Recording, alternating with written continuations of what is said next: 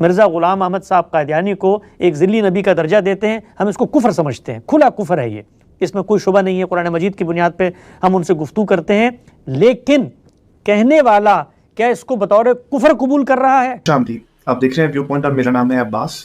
آج ہم نے زحمت دی ہے محمد حسن الیاس صاحب کو۔ آپ مذہبی اسکالر ہیں، المورد اور Ghamidi centre of Islamic learning سے منسلک ہیں، اور آج موضوع گفتگو حسن بھائی کے ساتھ یہ ہے کہ جو احمدیوں کے ساتھ ہماری ریاست کا معاملہ ہے، خاص طور پہ ابھی مبارک ثانی کیس کے بعد جو فیصلہ آیا، اس کو ہم مذہبی طور پر کہاں پلیس کرتے ہیں؟ احمدیوں کا معاملہ معاشرتی سطح پر، سیاسی سطح پر اور مذہبی سطح پر ہمیں کہاں پلیس کرنا ہوگا، اور ساتھ ہی بہت کیٹیگورک سوال کا جواب کہ احمدی مسلمان ہیں یا نہیں، ایک عام مسلمان ایک دوسرے احمدی کو کیا سمجھے، یہ وہ سوال ہے جس کے بطن سے تمام ہی مسائل پھوٹتے ہیں، تمام ہی قوانین اور نفرتیں پھوٹتی ہیں۔ اپنی بات کی جانب چلتے ہوئے حسن بھائی، میں آپ کا بے حد شکریہ ادا کرتا ہوں۔ بہت شکریہ، آپ نے اس موضوع پر مجھے اظہار خیال کا موقع دیا ہے جناب۔ حسن بھائی، سب سے پہلے یہ بتائیے کہ جو یہ مبارک ثانی کیس کا فیصلہ آیا ایک احمدی کے معاملے میں، اسے آپ مذہبی لحاظ سے اور قانونی لحاظ سے کہاں پلیس کرتے ہیں، اور ساتھ ہی اس پر بھی روشنی ڈالیے کہ یہ مبارک ثانی کیس کا اچانک فیصلہ اور اس کے بعد ریاست کا اس سے پیچھے ہٹ جانا، یہ آئسولیشن میں اسے دیکھنا چاہیے یا یہ کہ یہ ہماری سیاسی، مذہبی اور معاشرتی معاملات کا بالآخری نتیجہ ہے، یعنی یہ 2-4 برس کی بات ہے یا نصف صدی کا قصہ ہے؟ یہ بالکل ایک فکر کا نتیجہ ہے، اس کے پس منظر میں بڑے گہرے سیاسی، سماجی، مذہبی عوامل کار فرما ہیں۔ جب تک ان کا تجزیہ نہیں ہوگا، ان کو سیٹل نہیں کیا جائے گا، اس طریقے کے جو نتائج آپ کو نظر آتے ہیں ہمارے ملک میں کہ ہمارے ہاں جو مذہبی طبقہ ہے وہ اثر انداز ہوتا ہے، طاقت کے بل پہ اپنے جبر سے، اپنے تسلط سے معاملات کو ریورس کرواتا ہے۔ وہ فیض آباد دھرنا ہو، اسی طریقے سے وہ اس وقت جو سپریم کورٹ پہ مناظر سامنے آئے ہیں، اور آئے دن ہم یہ دیکھتے ہیں کس طریقے سے سیاست ارغمال بنتی ہے، چاہے وہ پارلیمنٹ ہو، چاہے وہ مقننہ ہو، چاہے وہ ہمارے ملکی اسٹیبلشمنٹ ہو۔ تو 3 بنیادی محرکات ہیں۔ جب بطور طالب علم میں جائزہ لیتا ہوں کہ یہ ہو کیا رہا ہے ہمارے ملک میں اور یہ کیوں ہو رہا ہے، تو ان لوگوں کے پاس آپ جائیں، ان کے ساتھ بیٹھیں، ان کی نفسیات کو سمجھنے کی کوشش کریں، تو آپ کو یہ بات سمجھ میں آ جائے گی کہ یہ 3 عوامل ہیں۔ 3 عوامل کیا ہیں؟ دیکھیے، پہلا مسئلہ یہ ہے کہ مسلمان اس دنیا کے اسٹیج پر ایک منظم طاقت کی صورت میں کب سامنے آئے؟ وہ اس وقت سامنے آئے جب اللہ کے پیغمبر کو اللہ تعالیٰ کی سنت کے مطابق دنیا کا اقتدار مل گیا۔ تو گویا مذہبی لوگوں کو اللہ تعالیٰ نے زمین پر اقتدار تفویض کر دیا، اس کے نتیجے میں مسلمان عالمی قوت بن گئے۔ اس عالمی قوت کو 1 صدی کے اندر اندر ملوکیت میں بدل کر بادشاہت قائم کر دی گئی، اور جو سیاسی نظم اسلام سے پہلے تھا وہ ریورس ہو کے اسی طرح شروع ہو گیا۔ اس میں پہلا سوال یہ تھا کہ وہ جو مذہبی طبقہ ہے جس نے یہ اقتدار حاصل کیا تھا اور جس جماعت کو یہ اقتدار منتقل ہوا تھا، ان کے جو ورثاء ہیں، ان کے علم کو سیکھنے والے لوگ ہیں، ان کے ساتھ کیا معاملہ ہوگا؟ کیونکہ حقیقی اقتدار تو ان کے رہین منت تھا، ان کو زمین پہ ملا تھا۔ تو ہمارے ہاں ہماری امت میں پچھلے 1200 سال میں اس طبقے کو طاقت کے مراکز میں انڈائریکٹلی شریک کر لیا گیا، گویا مذہبی علماء ریاست کا جز بن گئے، ریاست کا حصہ بن گئے۔ آپ یہ جانتے ہیں کہ خلیفہ منصور کے زمانے میں ہمارے ہاں کے ایک بہت بڑے عالم اور مفکر، اس دور کا ایک بڑا نام جو اس دور میں مذہبی طبقے کو ریپرزینٹ کرتے تھے، امام اعظم سراج الائمہ کے شاگرد امام یوسف کو قاضی القضات مقرر کر دیا گیا، یعنی چیف جسٹس بنا دیا گیا۔ گویا جوڈیشری جو ہے، مقننہ جو ہے، وہ علماء کے سپرد کر دی گئی۔ تو علماء اس طریقے سے پاور اسٹرکچر کا حصہ بن گئے۔ بر صغیر کے اندر جس وقت انگریز آئے تو یہ ایک انقطاع ہوا ہے، ایک رپچر ہوا ہے، جس سے علماء اسٹیٹس کے اسٹرکچر سے نکل کر اپنی ایک انڈیپینڈنٹ آئیڈینٹی کو منوانے کے لیے سوسائٹی میں کھڑے ہوئے ہیں۔ اس سے پہلے مسلمانوں کو یہ مسائل پیش نہیں آتے تھے، اس لیے کہ وہ ریاست کا حصہ تھے اور وہاں پر وہ اسٹیٹ کو اون کر کے چلتے تھے۔ لیکن جس وقت انگریز یہاں پر آئے تو اس وقت مسلمانوں کا زوال ہوا، مسلمانوں کی حکومت کا خاتمہ ہو گیا۔ میں جانتے ہیں 17ویں صدی سے ایک آغاز ہوا تھا، وہاں پر صفوی سلطنت ہو، عثمانی سلطنت ہو، مغلی سلطنت ہو، لیکن آخر کار 1800 کے اندر 1857 کی جنگ آزادی کے بعد مکمل طور پر علماء اس پاور شیئرنگ کے فارمولے سے الگ ہو گئے۔ جب اس پاور شیئرنگ کے فارمولے سے الگ ہو گئے تو اب سوال یہ تھا کہ علماء کی جو قوت ہے جس کو ہم نے اسٹیٹ میں ایڈجسٹ کیا تھا، اس کے ساتھ اب ہم نے معاملہ کیا کرنا ہے۔ تو یہ ایک تہذیبی رپچر کے نتیجے میں کرائسس کی صورتحال پیدا ہوئی۔ اس کے بعد مسلمانوں کو تہذیبی زوال آیا تھا، تو اس زوال میں اپنی اسی عظمت رفتہ کی بازیافت، اسی طریقے سے عالمی قوت بننے کی خواہش، اس کو لے کر مذہبی طبقہ آگے بڑھا ہے۔ برصغیر کے اندر جو سیاسی جدوجہد ہوئی ہے اس میں مذہبی طبقہ صرف سیاست کے طور پہ شریک نہیں ہے، بلکہ وہ ایک مذہبی آدرش اور مذہبی جذبے کے ساتھ شریک ہے کہ ہم دوبارہ سے اسی اپنی کھوئی ہوئی عظمت کو بحال کریں اور علماء پاور شیئرنگ کے اس فارمولے کا دوبارہ سے حصہ بن جائیں۔ اس پس منظر میں پاکستان بنا ہے۔ ہم یہ سمجھتے ہیں کہ پاکستان عالمی قوتوں نے محمد علی جناح کے مقدمے کو مان کر اس ملک کی تقسیم کی ہے۔ مذہبی علماء یہ سمجھتے ہیں کہ ان کے زور پر، ان کی نیریٹو کے اوپر یہ ملک تقسیم کیا گیا ہے۔ محمد علی جناح کی اس تقسیم کو ایک کمپرومائز کے طور پہ انہوں نے قبول بھی کیا اور اس کی حدود کو بھی تسلیم کیا، لیکن ہم نے یہ دیکھا کہ جیسے ہی محمد علی جناح رخصت ہوئے تو ملک میں وہی جو اصل نیریٹو تھا اسی کی بات شروع ہو گئی، تو پھر علماء نے ریاست کو کلمہ پڑھایا۔ ہمارے جو قرارداد مقاصد آپ کو نظر آتی ہے وہ اسی کی بنیاد تھی کہ یہ خطہ ہم نے اس لیے نہیں حاصل کیا کہ دنیا کے اندر 57 ممالک ہوں گے تو ان میں ہم بھی ایک ملک بنیں گے، نہیں، یہ خطہ ہم نے اس لیے حاصل کیا ہے کہ ہم اپنی اسی عظمت کو، اسی لیگیسی کو بحال کریں گے جو دنیا میں 1000 سال تک قائم تھی۔ آپ اگر مولانا سید ابو العلا مودودی صاحب کی ایک تقریر ہے جماعت اسلامی کے 29 سال، اس کو سنیں تو انہوں نے خود اپنے اس پورے مقدمے کو بیان کیا ہے کہ کیا وجہ بنی ہے جماعت اسلامی کو بنانے کی، تو وہ یہی نقطہ بیان کرتے ہیں کہ امت کے اندر زوال آیا، ہماری آخری سلطنت کا بھی خاتمہ ہو گیا اور مذہبی لوگ، صلحاء، جن کے پاس یہ اقتدار ہونا چاہیے تھا، ان کے ہاتھ سے سب کچھ چھن گیا، تو اب ہم نے اس کو واپس حاصل کرنا ہے۔ اس پس منظر میں علماء پاکستان میں شامل ہوئے، مذہبی طبقہ پاکستان کو اس شناخت کے ساتھ دیکھتا ہے اور اسی شناخت میں آگے بڑھانا چاہتا ہے۔ یہ پہلا پرابلم ہے۔ دوسرا پرابلم ہے ہمارے علم کا۔ ہمارے جو مذہبی علماء ہیں ان کے نزدیک کفر، شرک، ارتداد، خدا سے متعلق جو جرائم ہیں ان کا دنیا میں فیصلہ ہوگا، اور جب دنیا میں فیصلہ ہوگا تو ان کے لیے یہ ناگزیر ہے کہ وہ ان لوگوں کی نشاندہی کریں، گویا ان کے پاس وہ اتھارٹی قائم ہو جاتی ہے جس سے وہ لوگوں کے کفر و ایمان کا فیصلہ کریں۔ تو انہوں نے اپنے لیے حق تکفیر کو مان لیا۔ حق تکفیر ان کے پاس ہے، وہ فیصلہ کریں گے۔ ریاست اس لیے بنی ہے تاکہ دنیا بھر میں عالمی سطح پر اسلام کا غلبہ نافذ ہو جائے۔ اس میں جو تیسرا سانحہ ہوا وہ یہ کہ سامنے جو فریق کھڑا تھا، احمدی کمیونٹی، ان لوگوں کے جو مذہبی نظریات تھے، چلیں ان کو تو کہیں نہ کہیں ایڈجسٹ کیا جا سکتا تھا، ہمارے صوفیاء بھی کچھ اس سے ملتی جلتی باتیں کرتے ہیں، خود ان کے ہاں جس طریقے سے روایت وجود پذیر ہوئی تو اس میں تصوفی کی آمیزش ہے، وہی نظریات ہیں۔ پرابلم وہاں پر یہ ہوئی کہ اس قوت نے بھی علماء ہی کے طریقے پہ، جب بھی مذہبی طاقت، مذہبی جتھا منظم ہوگا تو وہ چاہے گا کہ اس کو ٹیریٹری حاصل ہو، وہ چاہے گا کہ اس کو قوت اور اقتدار حاصل ہو۔ یہی وہ موقع تھا کہ جب مسلمانوں میں ایک سیاسی رد عمل پیدا ہوا اور ان کو ٹریٹرز آف اسلام علامہ اقبال نے قرار دیا، تو اس قوت نے بھی آگے بڑھ کر اس کی کوشش کی کہ ان کو بھی اس خطہ ارض میں ایک مملکت میسر آ جائے۔ چنانچہ آپ اگر مرزا بشیر الدین محمود کی وہ تقریریں پڑھیں اور سنیں کہ جس میں ان کی کوشش ہے کہ بلوچستان کو احمدی کمیونٹی کے لیے خاص کر لیا جائے، اور اس کے بعد ایک سیاسی کشمکش ہے جو اس کمیونٹی کے ساتھ شروع ہو گئی۔ مذہبی نیریٹو پس منظر میں موجود تھا، اس کمیونٹی نے وہ سارے کے سارے مسائل مہیا کر دیے جن کی بنیاد پر علماء اپنے اس حق کو ایکسرسائز کر سکتے ہیں۔ مسلمانوں نے اس کو اپنی شناخت پر حملہ سمجھا۔ میں بھی اس تفصیل میں نہیں جاتا کہ ہمارا اس پر نقطہ نظر کیا، یہ پس منظر ہے۔ اس پس منظر میں طاقت کے بل پر احمدی کمیونٹی کو پاکستان کی اسمبلی سے کافر قرار دیا گیا۔ ہم یہ سمجھتے ہیں کہ اسمبلی کا متفقہ فیصلہ ہو گیا، یہ ایسے نہیں تھا کہ ایک قرارداد پیش کی گئی اور اس کے بعد اسمبلی میں آزادانہ تبادلہ خیال ہوا اور پھر اس کا اسٹریٹ پاور کا اظہار کیا علماء نے، اور لاکھوں کی تعداد میں لوگ سڑکوں پہ نکلے۔ بھٹو صاحب جیسا سیکولر اور لبرل آدمی بھی اس کے سامنے گھٹنے ٹیکنے پہ تیار ہو گیا۔ جس طریقے سے قومی اسمبلی کی پروسیڈنگ ہوئی، پوری اسمبلی کو ایک کمیٹی کا درجہ دے دیا گیا اور دنوں کے اندر ان کی تکفیر کا فیصلہ کیا گیا۔ تو اس پس منظر میں علماء نے یہ پورا کا پورا ہدف حاصل کیا تھا۔ اس ہدف کو حاصل کرنے کے بعد ایک ڈائلما تھا جس کا خود علماء شکار تھے، وہ یہ کہ جس ریاست میں وہ رہتے ہیں وہ جمہوری ریاست ہے، وہ ریاست اقلیتوں کو حقوق کی پاسداری کا دعویٰ کرتی ہے۔ اب جن کو آپ نے کافر قرار دیا ہے تو پھر ان کو حق ہونا چاہیے کہ وہ اپنے نقطہ نظر کا اظہار کریں۔ تو اس میں علماء یہ کہتے ہیں کہ جن کو ہم نے کافر قرار دیا ہے اصلاً تو یہ مرتدین تھے، اصلاً ان کا خون ہدر تھا، اصلاً ان کو مارا جانا تھا۔ اب چونکہ ہم ایک ریاست کے اندر تھے، ہم نے تھوڑا سا کمپرومائز کیا کہ ہم نے ان کا خون جو ہدر ہو چکا تھا اس کو استعمال کرنے کے بجائے ان کو یہ کہہ دیا کہ چلو تم اپنے آپ کو نان مسلم کہہ کے ریاست کے اندر رہو۔ ایک طرف یہ نقطہ نظر ہے، دوسری طرف جمہوریت پر مبنی آئین بن چکا ہے 1973 کا، اس میں اقلیتوں کے حقوق کے تحفظ کی بات کی گئی ہے۔ تیسری طرف مذہبی طبقے کو جب اقتدار ملا ضیاء الحق کے زمانے میں تو انہوں نے ضیاء الحق صاحب کے آرڈیننسز کے ذریعے اس کمیونٹی پر اس تصور کو لاگو کرنے کی کوشش کی جو آج سے 1200 سال پہلے مذہبی طبقہ اپنی مخالف کمیونٹی پر کرنے کی کوشش کرتا تھا. وہ کلمہ نہیں پڑھ سکتے, وہ عبادت نہیں کر سکتے, اپنے آپ کو مسلمان نہیں کہہ سکتے. تو یہ ایک مخمصہ اور ڈائلما تھا جس میں وہ کھڑے ہوئے تھے.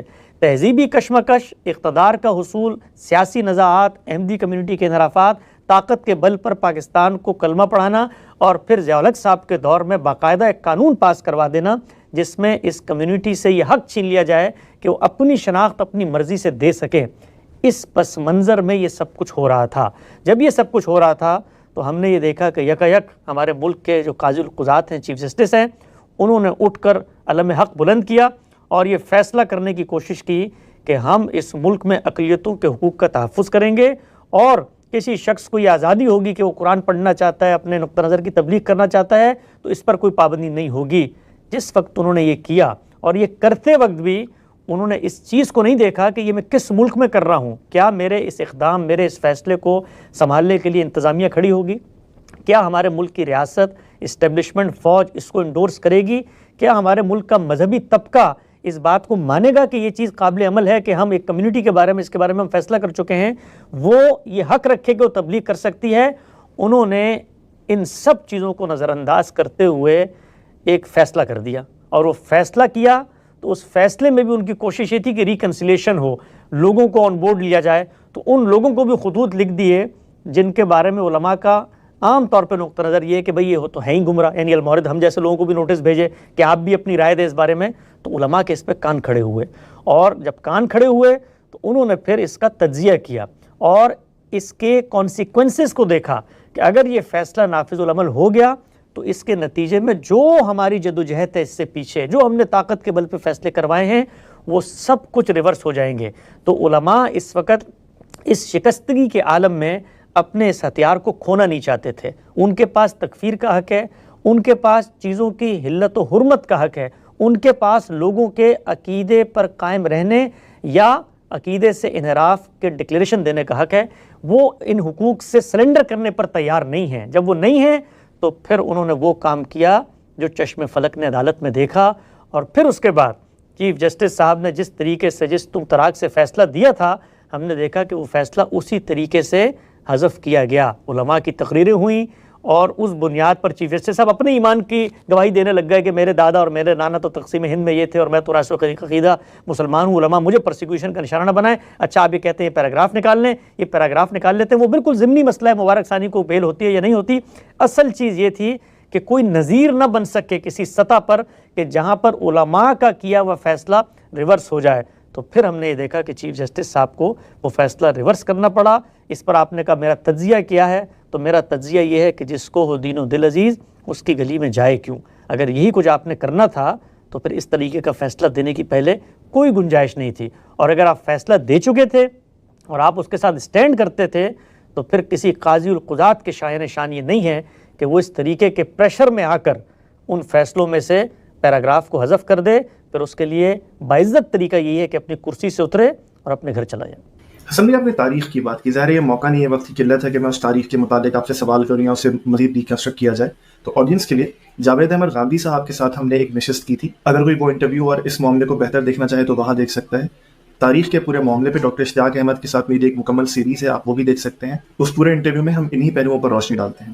حسن بھائی اس کو بہت کیٹیگوریکلی حل کرتے ہوئے جو لوگ اس فیصلے کی یا ریاست کے دوڑ جانے کی یا اپنے پیراگراف کو حذف کرنے کی توجہ پیش کرتے ہیں, وہ یہ کہتے ہیں کہ دیکھیے بالآخر پاکستان کے قانون کے مطابق احمدیوں کا خود کو مسلمان کہنا, دین پہ عمل کرنا یا ایون نماز پڑھنا, اپنی مسجد کو مسجد کہنا قانونی جرم ہے.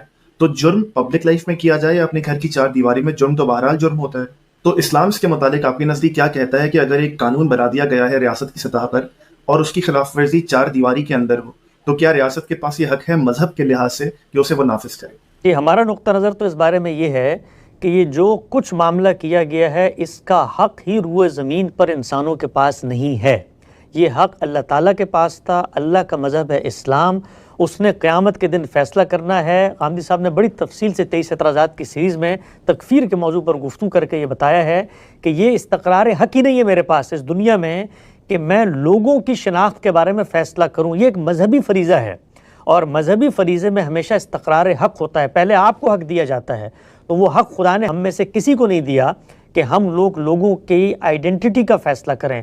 ہم جو کچھ وہ اپنے بارے میں کہے گا اس کو تسلیم کرتے ہوئے اس کے نظریات سے اختلاف کریں گے. اس کے نظریات میں شرک پایا جا سکتا ہے, اس کے نظریات میں کفر پایا جا سکتا ہے, ہم اس کو بتائیں گے کہ جس چیز کے تم دعوے دار ہو دیکھو یہ اس کے خلاف ہے. تو احمدی حضرات جو کچھ کہتے ہیں ہم اس کو بطور مسلمان کفر سمجھتے ہیں. ہم یہ سمجھتے ہیں کہ رسالت مآب صلی اللہ علیہ وسلم کے بعد روئے زمین پر کوئی شخص کسی نوعیت کے اعتبار سے پیغمبری کا دعویٰ نہیں کر سکتا. شرک کہیں گے جس طرح سے ہم نے وحدت الوجود کو شرک کہا کہ جب خدا کے وجود کی کچھ توجیحات صوفیہ نے کی تو قرآن مجید کے تصورات سے وہ ٹکراتی تھی, تو کفر کو کفر کہا جائے گا, شرک کو شرک کہا جائے گا. لیکن کسی شخص کے بارے میں ہمیں فیصلہ کرنے کا حق نہیں ہے. وہ کون ہے وہ بتائے گا. اچھا چلیے, آپ نے اس سے آگے بڑھ کے ایک انحراف کیا, ریاست نے ایک غلط کام کیا. دیکھیے جب بھی پہلے غلط کام کو آپ جسٹیفائی کریں گے اس کے بعد باقی جتنے غلط کام ہوں گے وہ اس کی فروعات ہوں گی, وہ اس کی کالونیز ہوں گی. تو ہمارا جو پہلا غلط کام ہوا وہ قرارداد مقاصد کا ہے. قرارداد مقاصد میں آپ نے ریاست کی نوعیت طے کی, یہ مذہبی ریاست ہے. جب مذہبی ریاست ہے تو پھر آپ یہاں پر مذہبی علماء کی ان انٹرپریٹیشنز کو امپلیمنٹ کرنے کی کوشش کریں گے, یا دوسرے لفظوں میں کہیں ایڈجسٹ کرنے کی کوشش کریں گے, تو اس کا نتیجہ نکلے گا جس طریقے سے 1974 کی اسمبلی میں فیصلہ ہوا. جب آپ نے اس کو کر لیا تو پھر اس میں ایک اسٹیپ اور آگے بڑھا جائے گا, اور وہ اسٹیپ کیا تھا جو ضیاء الحق صاحب نے کیا کہ پھر آرڈیننس کے ذریعے ان چیزوں پر پابندی لگا دی. تو ہم یہ سمجھتے ہیں کہ یہ سب کے سب قوانین خلاف اسلام ہیں, خلاف انصاف ہیں, اسی طریقے سے خلاف جمہوریت ہیں. کسی ملک میں کوئی کمیونٹی رہتی ہے, آپ نے فیصلہ کر بھی دیا کہ بھئی وہ دائرہ اسلام سے خارج ہیں, وہ یہ دنیا میں کہاں ہوتا ہے کہ آپ دوسرے شخص کو بولیں کہ تم بھی اپنے آپ کو سمجھو کہ تم کافر ہو, یہ تو کہیں نہیں ہو سکتا. وہ تو یہ کہتے ہیں کہ بھئی ہم مسلمان ہیں, یہ ہمارا نقطہ نظر ہے, آپ کو اختلاف ہے آپ اختلاف کریں. آپ مجھے کیسے مجبور کر سکتے ہیں کہ میں یہ کہوں کہ میں بھی مسلمان نہیں ہوں؟ تو یہ تو کہیں نہیں ہوتا.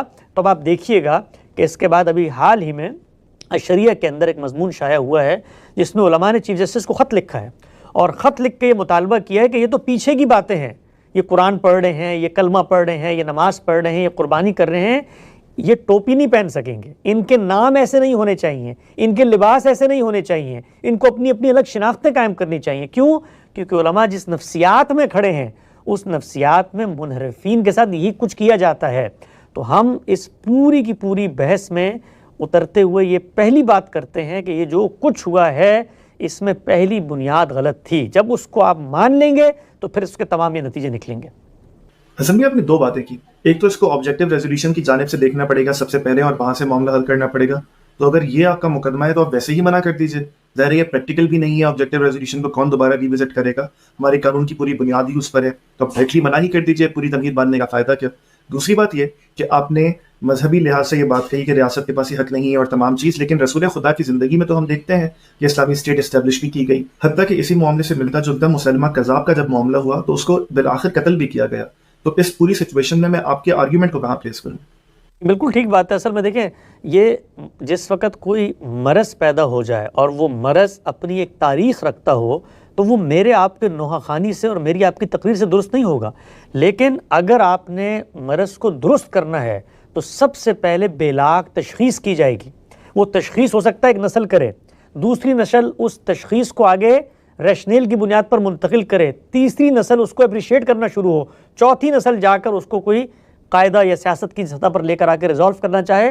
تو بات تو ہمیشہ اصل مرض سے کی جائے گی. اس لیے کہ جو کاسمیٹک چینج آپ کر دیں, میں مثال دیتا ہوں آپ کو, اس وقت علماء یہ کام نہ کرتے بالفرض, تو اس سے کیا فرق پڑتا ہے؟ مبارک ثانی جو ہے وہ 3 سال اور جیل میں رہتا تھا, 3 سال جیل سے آزاد ہو جاتا. جو پرابلم ہے وہ اپنی جگہ پہ ایگزسٹ کرتی, اور جیسے ہی موقع آتا وہ پرابلم کسی دوسرے موقع پہ سامنے آ جاتی. تو یہ ہم جب دیکھتے ہیں کہ علماء لوگوں پہ کفر کے فتوے لگاتے ہیں, جب ہم دیکھتے ہیں کہ علماء دھرنے دیتے ہیں, یہ جو توہین رسالت کے کے الزامات لگا کر لوگوں کے کفر و ایمان کا فیصلہ کر رہے ہوتے ہیں, یہ سب کے سب اسی فریم آف ریفرنس سے جڑے ہیں. تو ہم جب گفتگو کریں گے تو ہم اصل مرض پہ گفتگو کریں گے, اور جس وقت تک وہ اصل مرض ریزالو نہیں ہوگا اس وقت تک معاملات آگے نہیں بڑھ سکتے. اس کو ریزالو کیا جا سکتا ہے, اس میں قدم آگے بڑھائے جا سکتے ہیں. مثال دیتا ہوں آپ کو, مثلا جو بہت بڑی محرومی ہے اس وقت علماء کی, جو ان کے اقدامات میں نظر آتی ہے, وہ ان کی پاور کو اسٹیٹ اسٹرکچر میں ایڈجسٹ نہ کرنے کی ہے. تو آپ یہ دیکھیے کہ اس کو مسلمانوں نے 1200 سال ایڈجسٹ کیا کہیں نہ کہیں.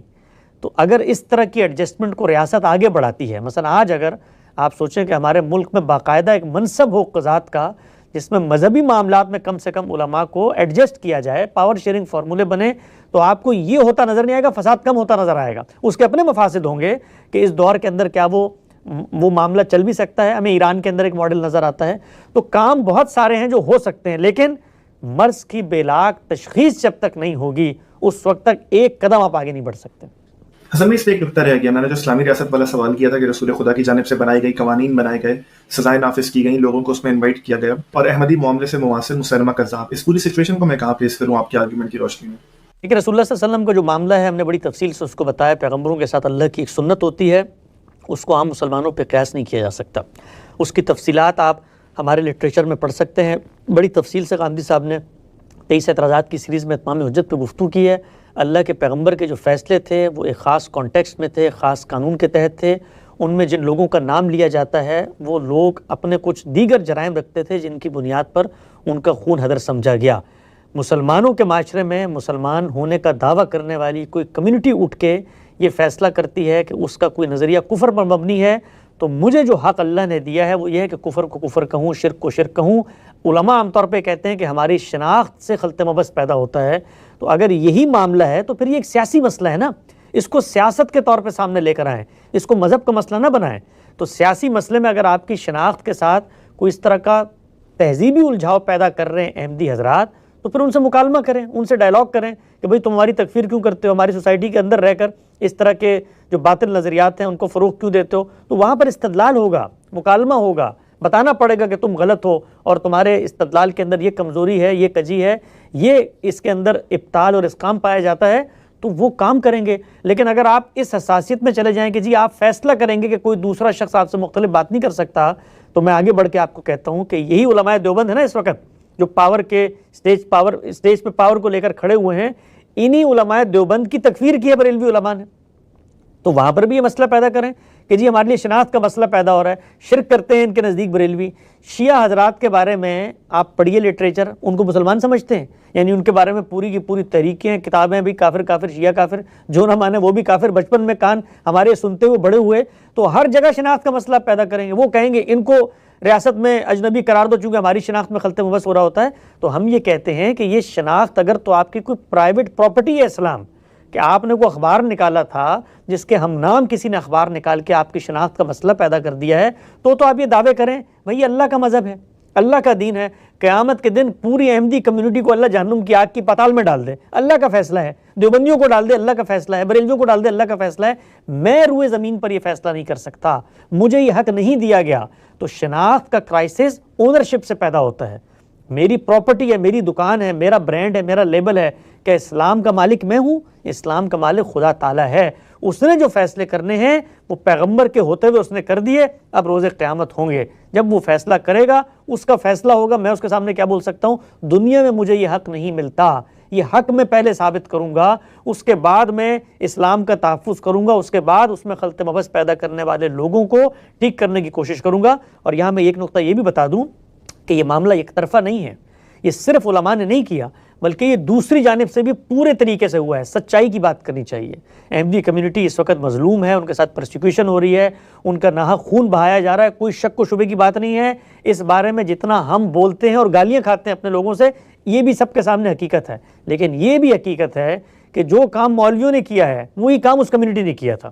یعنی آپ اگر پڑھیے مرزا بشیر الدین محمود کی کتاب آئینہ صداقت، اس کے اندر انہوں نے وہ جو ایک نقطہ نظر پیدا ہوا، اس نقطہ نظر کو بطور نقطہ نظر وہ بیان کرتے، اور خود علماء نے شروع میں، علماء دیوبند کی اب تحریریں پڑھیں، جس وقت مرزا غلام محمد قادیانی صاحب کے بارے میں فتوے مانگے گئے تو اس وقت کوئی تکفیر کی اس طریقے سے بات نہیں ہوئی، کہا کہ بھئی صوفی ہیں، ان کو اس طرح سے ہوتے رہتے ہیں کشف اور مراقبے، اس میں کوئی بات انہوں نے کر دی ہوگی۔ اس کو انہوں نے آگے انحراف بنایا، انحراف بنانے کے بعد امہات المومنین جس طرح پیغمبر کی ہوتی ہیں وہ درجہ اپنی ان امہات کو دینے کا فیصلہ کیا، جو رسول اللہ صلی اللہ علیہ وسلم کے صحابہ تھے، مرزا صاحب کے ساتھیوں کو صحابہ کہنا شروع کر دیا۔ پھر اس سے آگے بڑھ کر جو اس شخص کو وہ حیثیت نہیں دیتا جو مرزائی یا ہمارے احمدی حضرات مانتے ہیں، ان کو دائرہ اسلام سے خارج کر دیا۔ یعنی یہ تکفیر کا آغاز احمدیوں نے کیا. یہ بات حقیقت میں ریکارڈ پر رہنی چاہیے. اور آپ اگر دیکھیں 1956 میں جس وقت جسٹس منیر کمیشن بنا ہے اور اس میں بلایا گیا ہے مرزا بشیر الدین محمود کو اور سارے علماء کو, تو آپ اس کی رداد چھپ چکی ہے, کورٹ کے جو منٹس ہیں وہ سب موجود ہیں, اس کو آپ پڑھیں. تو عدالت کے اندر جج نے یہ پوچھا ہے کہ پھر جو لوگ مرزا صاحب کو نہیں مانتے کہ آپ ان کی تکفیر کرتے ہیں, تو وہاں پر انہوں نے اس کی ایک تعویل کی کہ جی ہم ان کو اسلام کے ایک دائرے سے خارج مانتے ہیں, دوسرے دائرے کے اندر سمجھتے ہیں, لیکن تیر جب نکل جاتا ہے تو وہ پھر لوگوں کو گھائل کر چکا ہوتا ہے.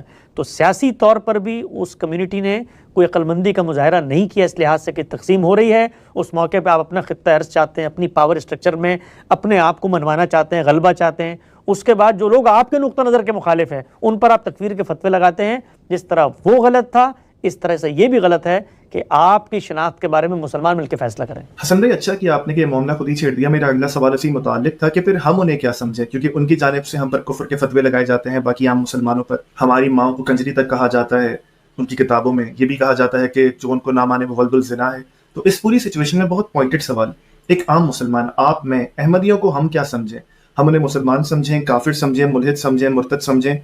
اگر آپ اسلام پر کھڑے ہوئے ہیں, آپ کے نزدیک عقیدہ ختم نبوت آپ کے دین کی بنیاد ہے اور اس میں کسی قسم کا انحراف آپ برداشت نہیں کر سکتے, تو کنسسٹنسی کے ساتھ آپ ان تمام نظریات کا رد کریں گے جو عقیدہ ختم نبوت کے اوپر ادنا سا بھی انحراف پیدا کرنے کی بنیاد بن سکتا ہے.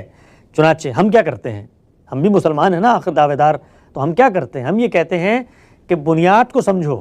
یہ بنیاد جو اس وقت تمہیں احمدیت میں نظر آتی ہے, کل ہو سکتا ہے کسی اور فرقے میں نظر آ جائے, اس سے پہلے اس کی بنیاد کیا ہے؟ تو ہم یہ کہتے ہیں اس کی بنیاد جاؤ تمہیں تصوف میں ملے گی. اور میں آپ کو دلچسپ بات بتاؤں, جس وقت اسمبلی کے اندر احمدی حضرات کو بلایا گیا اور علماء نے باقاعدہ ان سے ڈیبیٹ کی, تو ان کا جو استدلال ہے وہ محضر نامے کے اندر چھپ بھی چکا ہے, ان کی کتب میں بھی ہے. اس کے اندر انہوں نے انہی صوفیاء کے حوالے پیش کیے ہیں کہ بھائی یہ سب کچھ تو یہ لوگ بھی باتیں کرتے ہیں, تو پھر آپ ان کے اوپر کیوں نہیں حکم لگاتے ہیں؟ تو اگر آپ نے احمدی کمیونٹی کے بارے میں کوئی رائے قائم کرنی ہے تو وہ رائے سب سے پہلے علم کی بنیاد پر پیورٹی کے ساتھ قائم ہونی چاہیے کہ بھئی یہ نظریات ان کے ہیں کیا, پہلے اس کا تجزیہ کریں, یہ پیدا کیسے ہوتے ہیں, ان کی اپنی تاریخی حیثیت کیا ہے. تو جہاں جہاں وہ پائے جائیں گے ان سب جگہ پر تنقید ہوگی. ان کے نظریات میں کفر ہے تو ہم اس کو کفر کہیں گے, ان کے نظریات میں شرک ہے تو ہم اس کو شرک کہیں گے. میں نے ابھی دو ٹوک انداز میں آپ کو کہا, صوفیہ وحدت الوجود کا نظریہ اپناتے ہیں, قرآن مجید کی بنیاد پہ ہم اس کو شرک سمجھتے ہیں. احمدی ختم نبوت کے بعد مرزا غلام احمد صاحب قادیانی کو ایک ذلی نبی کا درجہ دیتے ہیں, ہم اس کو کفر سمجھتے ہیں, کھلا کفر ہے یہ, اس میں کوئی شبہ نہیں ہے. قرآن مجید کی بنیاد پہ ہم ان سے گفتگو کرتے ہیں, لیکن کہنے والا کیا اس کو بطور کفر قبول کر رہا ہے؟ سادہ مثال دیتا ہوں میں آپ کو, بھائی قبروں کے سامنے سجدہ کرنا شرک ہے کہ نہیں ہے؟ آپ مجھے بتائیے اس سے بڑا شرک کیا ہوگا؟ خدا کے علاوہ غیر اللہ سے مانگنا شرک ہے یا نہیں ہے؟ ہمارے بر صغیر کے اندر ایک پورا طبقہ ہے جو اس کو اپنی شناخت بنا کے کھڑا ہوا ہے, لیکن ان کے پاس آپ جائیں, ان سے آپ گفتگو کریں تو وہ اس کو بطور شرک مان رہے ہیں.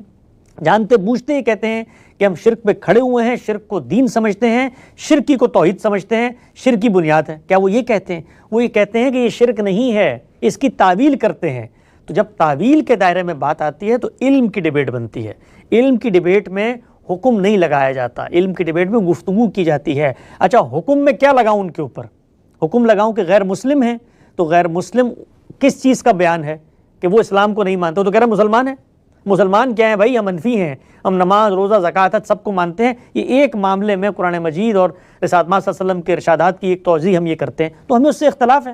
جس طرح ہمیں اہل سنت کے بہت سارے نظریات سے اختلاف ہے, اہل سنت کو ہمارے نظریات سے اختلاف ہے, ہم دونوں کو صوفیاء کے نظریات سے اختلاف ہے. تو اختلاف تو ہر جگہ ہوگا. تو جہاں تعویل آتی ہے وہاں ڈیبیٹ ہوتی ہے, ڈائلاگ ہوتی ہے, گفتگو ہوتی ہے, مکالمہ ہوتا ہے. تو میں ان کو غیر مسلم قرار کس بنیاد پہ دوں؟ حقیقت کے خلاف ہے. اچھا اس کے بعد کافر کی تو بات ہو نہیں سکتی, کافر تو جانتے بوجھتے انکار, میں نے حق واضح کر دیا, حجت مجھے پتہ ہے, تمام ہو گئی. یہ صورتحال وہاں پر ہے ہی نہیں. تو جو کچھ ہوگا وہ یہی ہوگا کہ جی مسلمانوں کا ایک گروہ ہے جس کے ہاں منحرف عقائد پائے جاتے ہیں, جس کے ہاں باطل نظریات پائے جاتے ہیں, جس کے ہاں کفر پایا جاتا ہے, شرک پایا جاتا ہے. گفتگو کریں گے, مکالمہ کریں گے, اور ہمارا کام صرف اتنا ہے, قیامت کے دن اللہ تعالیٰ ان پر یہ واضح کر دیں کہ تم نے جانتے بوجھتے یہ کام کیا تھا, ابھی جہنم میں رہو. اللہ کا فیصلہ ہے, وہ جانے وہ جانے. حسن بھائی آپ کی بات سے دو سوال اٹھتے ہیں. آپ نے جو بات کہی وہ پیراڈاکس معلوم ہوتی ہے کہ مسلمانوں کا ایک گروہ ہے لیکن ان کی کفری عقائد ہیں. مسلمان ہوتے ہوئے کفری عقائد کس طرح ہو سکتے ہیں, اور اگر کفری عقائد ہیں تو کوئی مسلمان کیسے ہو سکتا ہے؟ پہلی بات. دوسری بات یہ کہ آپ نے کہا کہ ان کے عقائد تو کفری ہیں لیکن حکم نہیں لگائیں گے. حکم کیسے نہ لگائیں؟ قرآن اس طرح کے معاملات پر حکم لگاتا ہے، رسول خدا نے ساری زندگی حکم لگائے. ایون اجماع لوگوں کو وہ کہتا ہے یا کہنا چاہتا ہے کہ جو وہ ظاہری طور پر معلوم ہوتے ہیں. اور ہماری تو تاریخ ہی یہ رہی ہے مسلمانوں کی مذہبی لحاظ سے کہ وی کال اسپیڈ اسپیڈ. تو اس پوری سچویشن میں آپ کی بات کو کہاں پلیس کروں؟ کفری عقیدہ آپ کی نظر میں ہے نا، وہ دوسرا اس کو کفر نہیں مانتا. پہلی بات تو یہ ہے. عام طور پہ لوگ مثال پیش کرتے ہیں کہ بھئی ایک چور اگر چوری کرے گا تو میں اس کو چور کہوں گا یا نہیں کہوں گا، اگر اس نے کفر کیا تو کافر کہوں گا کہ نہیں کہوں گا. او بھائی وہ چور کہہ رہا ہے میں نے چوری نہیں کی، وہ کہہ رہا ہے میں نے چوری نہیں کی. یہ جس مال کے بارے میں آپ کہہ رہے ہیں مال مسروقہ ہے، یہ مال مسروقہ نہیں ہے، میرا دعویٰ اس کے بارے میں یہ ہے.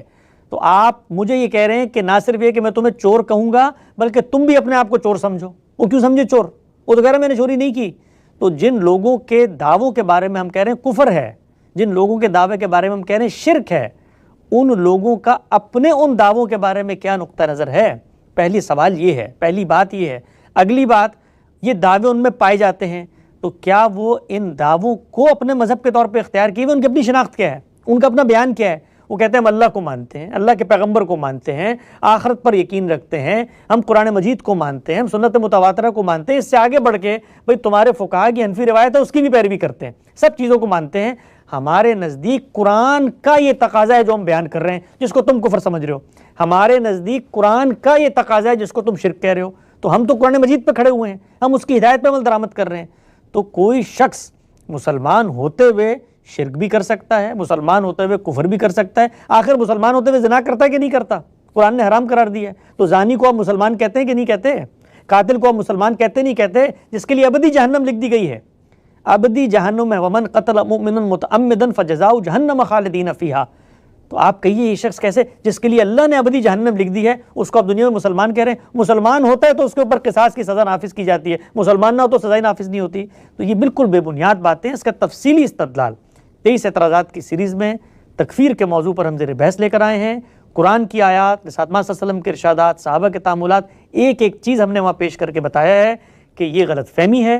جو قرآن کی آیات کو بنیاد بنا کر عام لوگ حکم لگا رہے ہوتے ہیں وہ بالکل الگ معاملہ ہے. وہاں پر پیغمبر آتا ہے، اتمام حجت کرتا ہے، حق واضح ہوتا ہے، اور جن پر حق واضح ہوتا ہے وہ خود اقراری مجرم بن کے سامنے آتے ہیں. وہ کہتے ہیں کہ ہم کافر ہیں، وہ یہ کہہ رہے ہوتے ہیں ہم کافر ہیں. خود قرآن مجید نے حکایت کیا ان کی اس بات کو. تو وہاں کوئی حکم نہیں لگایا جاتا، وہ امر واقعی کا بیان ہوتا ہے جو صورتحال وہ ہے. تو ہم نے کن پر حق واضح کیا، کن لوگوں نے انکار کیا، یہ حق ہمیں کس نے دیا کہ ہم یہ بیٹھ کے فیصلہ کریں؟ وہاں تو پیغمبر کھڑا ہے، اس کے بعد زمین پہ عدالت لگنی ہے، زمین پہ خدا کا عذاب آنا ہے. تو اب آپ دیکھیے کہ جو غلط فہمی ہے اسی بنیاد پر ہے. تو علماء یہی کہتے ہیں نا کہ جو کام پیغمبر نے کیا وہ کام ہم کریں گے، اور اس کے بعد جو کام اس دور میں وہ کام ہم کریں گے. اصلاً احمدی مرتدین، آپ دیکھیں عدالت میں بھی علماء نے نقطہ پیش کیا ہے کہ چیف جسٹس صاحب ان کی اقلیتی عقیدوں کی بات نہ کریں، ان کا معاملہ مختلف ہے، یعنی ہم نے کمپرومائز کیا ان کو زندہ رکھنے پر، اصلاً ان کو مارنا تھا. تو یہ ان کا نقطہ نظر ہے. اس بنیاد پر ہم یہ کہتے ہیں کہ لوگوں کے کفر و ایمان کا فیصلہ کرنے کا اختیار ہمارے پاس نہیں ہے. حسن بھی آپ کو اس کا اندازہ ہے نا کہ آپ کیا بات کر رہے ہیں؟ آپ یہ بات کر رہے ہیں اور یا آپ جو سولوشن پیش کر رہے ہیں، جو پورا معاملہ پیش کر رہے ہیں، اس کے نتیجے میں یہ ہوگا کہ ہم ان پہ حکم نہیں لگائیں گے، انہیں نان مسلم نہیں کہیں گے، مرتد ملحد کچھ بھی نہیں کہیں گے. اس سچویشن میں آپ یہ اندازہ کر رہے ہیں نا کہ ہم کون سا دروازہ کھول رہے ہیں کہ کل کو کوئی بھی قرآن سے کوئی آیت نکالے بغیر سیاق و سباق کے، سیاق و سباق جو آپ کا فورٹے ہے، اس سے کوئی بھی حکم بنائے، اس سے اپنا ایک فرقہ بنا لے، اور اس طرح جو ترجیحات یا تشریحات کرنا چاہے قرآن کی، حدیث کی، سنت کی، وہ کرتا جائے. اس کا بالآخر یہ نتیجہ نکلے گا کہ میرے بیٹے، آپ کے بیٹے اور ایک احمدی کے بیٹے میں بالآخر کوئی فرق نہیں ہوگا. ہم سب خود کو مسلمان کہہ رہے ہوں گے، بالکل الگ الگ عقائد کے ساتھ جو شاید قرآن سے بھی ٹکراتے ہوں. اس پوری سچویشن میں آپ کو اندازہ ہے نا آپ کیا دروازہ کھول رہے ہیں؟ جی بالکل اندازہ ہے. اور یہ شناخت کا جو مسئلہ آپ حضرات نے پیدا کیا ہے یہ 1400 سال سے چل رہا ہے بھائی. یہ میں بند ہی نہیں کر سکتا. جس وقت اللہ تعالیٰ نے انسان کو روئے زمین پر بھیجنے کے بعد ارادے اختیار کی آزادی دے دی، اور پھر اس کے بعد فرمایا اما شاکرن و اما کفورا، تمہیں حق ہے کہ جو شکر ادا کرے، جو انکار کرے. تمہیں حق ہے کہ میں نے دونوں رستے کھول دیے جس پر چلو. یہ اختیار خدا نے دیا ہے. تو اگر میں اتنا کمزور مسلمان ہوں کہ میں اپنی نظریات کو، اپنے آدرش کو، اپنے عقائد کی بنیادوں کو اپنی نسلوں میں استدلال کی بنیاد پر منتقل نہیں کر سکتا، تو وہ احمدی تو بعد میں ہوں گے، پہلے ملحد ہوں گے بھائی. تو پھر کیا ملحدوں کو کی گردنیں اڑانا شروع کر دیں ہم؟ ہمیں تو اس چیز پر کھڑے ہونا ہے کہ ہمارے نظریات کا استدلال ہمارے پاس کیا ہے. تو ہم ان کو تو چلو کافر قرار دے دیا, شیعوں کو کیا کریں گے؟ وہ جتنا انحراف انہوں نے پیدا کیا ہے, میں ابھی یہ موقع نہیں ہے گنوانا شروع کروں تو انحراف آپ کو پتہ چلے گا کہ کس نوعیت کا ہوتا ہے. تو یہ تو پھر چلے سیکنڈری لیول پہ ہو رہا ہے, جو اللہ کے فرستادہ چنیدہ منتخب پیغمبر تھے اس سے آگے بڑھتے ہیں. خدا کے ساتھ کیا ہوا ہے بھائی؟ یعنی یہ مسلمان ہے نا, مسلمان ہم لوگ ہیں, ہم مانتے ہیں یہ خدا تعالیٰ کے ساتھ ہم نے کیا کر دیا اپنی تاریخ میں. جو انحراف کی پوری داستان ہے اس میں جو پاورز یہاں پر کتب غوث اور ابدال کو ملتی ہیں, جو تصوف کے پورے سلاسل ہیں, جس کے اندر دین کی ایک پوری متوازی تعبیر وجود میں آ گئی, جس میں سلوک کی نئی منازل طے ہو گئی, جن کی شریعت کے موقف الگ ہیں, توحید کے موقف الگ ہیں, رسالت کے موقف الگ ہیں, نبوت اور آخرت کے مواقف الگ ہیں, ان سب کا کیا کریں گے آپ؟ یہ تو ہر شخص اٹھ کے دوسرے شخص کے بارے میں کہے گا کہ تم نے انحراف پیدا کر دیا. تو یہ آزادی اللہ نے دی ہے انحراف پیدا کرنے کی. انحراف اس سے درست نہیں ہو جاتا, انحراف غلط رہے گا, لیکن اس انحراف میں اگر ہم نے کھڑے ہونا ہے تو ہمیں اپنا استدلال واضح کرنا ہے. پرابلم پتہ کیا ہوتی ہے؟ پرابلم یہ ہوتی ہے کہ ہمارا اپنا جو استدلال ہے وہ اس انحراف کو کہیں نہ کہیں ایڈجسٹ کر رہا ہوتا ہے. تو اگر ہم پرنسپلڈ اپروچ لیں تو پھر اگر احمدیوں پہ فتویٰ لگانا ہے تو صوفیہ پر بھی فتویٰ لگائیں گے. وہاں نہیں لگاتے, ہم تعویل کی گنجائشیں دیتے ہیں. بھئی کیوں دیتے ہو یار؟ لگاؤ نا, وہی حمیت حق کا اگر تقاضا ہے تو وہاں بھی کرو. نہیں, مسلمان تھے, بڑے علماء تھے, ان کی تعبیر ہیں, یہ ان کے مثال کے طور پہ چند تفردات تھے, ان کو اس کھاتے میں ڈال دو. موقع نہیں ہے. میری بہت ساری اس پہ ویڈیوز ہیں, لوگ جا کے دیکھ سکتے ہیں کہ وہ صوفیہ حضرات رسالت کے بارے میں جب گفتگو کرتے ہیں تو کہاں تک چلے جاتے ہیں, کیا باتیں کرتے ہیں, اور اس کے بعد حقیقت محمدیہ کا ظہور کیسے آگے ان کے شیوخ میں ہوتا ہے. یہ سب باتیں موجود ہیں, یہ سب انحرافات امت میں موجود ہیں. ان سب انحرافات کی موجودگی میں میرا امتحان کیا ہے کہ میں نے حق کی بات تلاش کرنی ہے, سچائی کے ساتھ بیان کرنی ہے, اور بغیر کسی خوف اور تردد کے کہ لوگ میرے بارے میں کیا کہیں گے, ہمیشہ سچ کے ساتھ کھڑے رہنا ہے. حسن بھائی, وقت کی بہت قلت ہے آج, میں جانتا ہوں, لیکن یہ انصاف نہیں ہوگا اگر میں آپ سے یہ سوال نہ کروں, آپ کے سامنے پیش نہ کروں کہ آپ نے ابھی کہا کہ مسلمانوں کا یا عمومی طور پہ یہ معاملہ ہوتا ہے کہ ہم کوئی تعویل کر لیتے ہیں اپنے بزرگوں کی.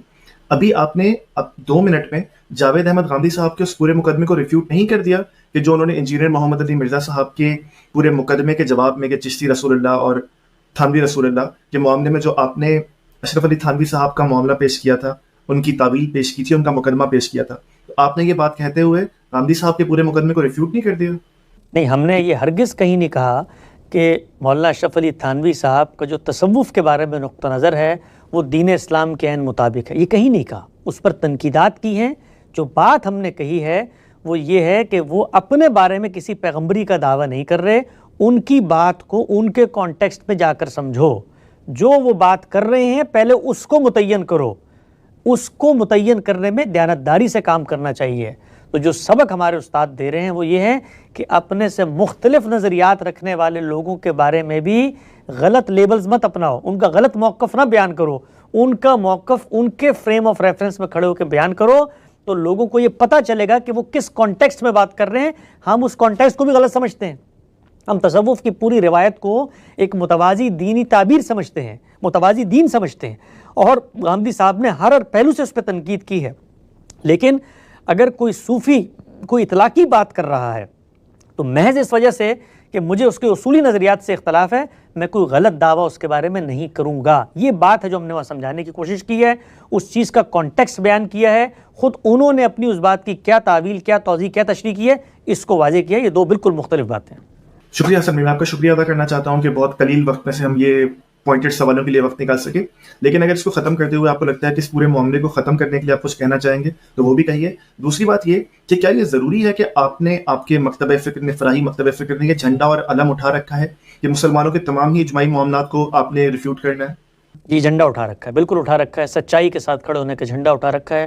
قرآن مجید کو پڑھ جائیے, رسالت پاک صلی اللہ علیہ وسلم کے ارشادات کو پڑھ جائیے. ہر جگہ پر جس چیز کی پیروی کی مجھے ہدایت کی گئی ہے وہ پیغمبر کی ذات ہے. اس ذات نے قرآن و سنت کی صورت میں ہمیں یہ دین دیا ہے. اس دین کا جو تقاضا ہمیں محسوس ہوگا اس کو ہم بیان کریں گے. یہ جھنڈا میرے ایمان کی علامت ہے. مجھے قائم بالقسط بھی رہنا ہے اور مجھے تواصی بالحق اور تواصی بالصبر بھی کرنا ہے. اس سے قطع نظر کہ اس سے میری شناخت, میری جان, میرا مال, میری آبرو, میری پگڑی سر بازار نیلام ہو جائے. یہ جھنڈا میں آج اٹھاؤں گا, میرا استاد اٹھائے گا, میرے اکابر اٹھائیں گے, تو اگلی نسلوں میں اس انحراف کو روکا جا سکتا ہے. ورنہ یہ مسلمانوں نے جو کشت خون کا بازار گرم کیا, کفر و شرک کے لوگوں پر فتوے لگائے، اسی طریقے سے پوری کے پورے دین کے تار و پود بکھیر دیے۔ ہم نے بتایا کہ فکری انحراف کی 5 بنیادیں ہیں، وہ 5 بنیادیں آپ کو اہل روایت کے اس وقت نظر آتی ہیں۔ ان روایات کی بنیاد پر آج دین نئی نسلوں کے لیے ارریلیونٹ ہو چکا ہے۔ ہم نے یہ جھنڈا اٹھایا ہے کہ ہم اس دین کی وہ تشریح کریں گے انسانی فہم کی حد تک جو تشریح ہمیں درست محسوس ہوتی ہے۔ شکریہ حسن بھائی، میں آپ کے وقت کا بے شکریہ ادا کرتا ہوں۔